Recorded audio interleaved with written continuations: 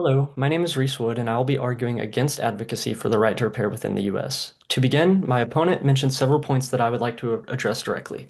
First, she began with the question, if you buy something, shouldn't it belong to you? To this, I ask the audience, in our current society, do you feel as though you don't physically own the items you purchase simply because you have to get them repaired?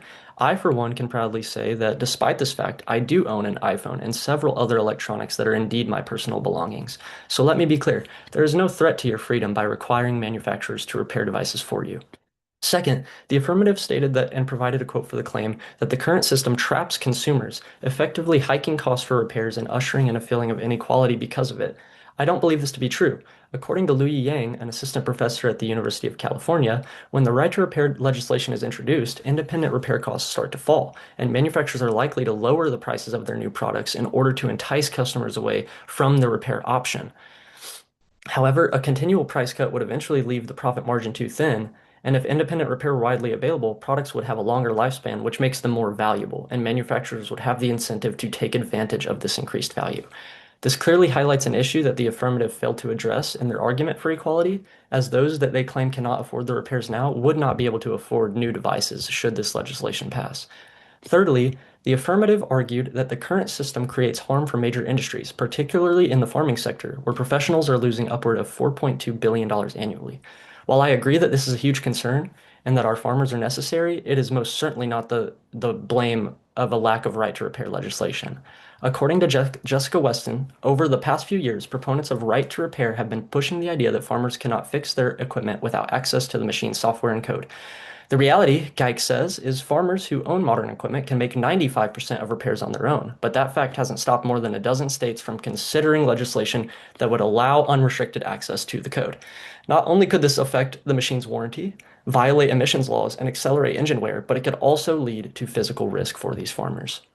Finally, the affirmative argued that the right to repair legislation will fix these issues that have been presented. To address this, I would like to look at an example of a state that has already enacted this legislation in New York. According to Elaine S. Povich, the law in New York, as signed, has enough loopholes to allow manufacturers to get out of it completely. Um,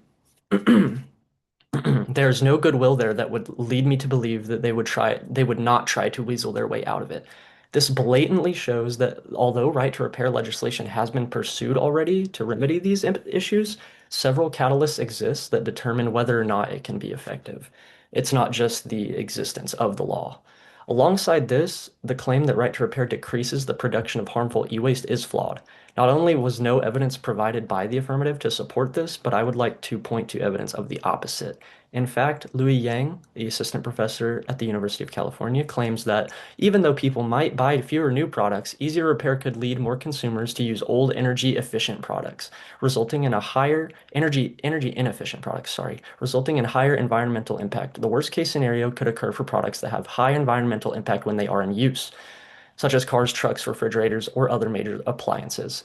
Manufacturers may raise prices, and with a flourishing repair market, most people might end up buying and using old power guzzlers. And with all these points considered, I would like to close by highlighting the potential cost of this dangerous legislation. Imagine, if you will, a United States in which phones, the internet, and televisions cannot operate, cars, trucks, and airplanes are idled, and banks and ATMs don't work. This is the reality of the right to repair legislation. According to John Score, it is not an exaggeration to say that if our supply of electricity is severely reduced or eliminated, our nation will grind to a halt in a matter of days, and many deaths are likely. Thank you.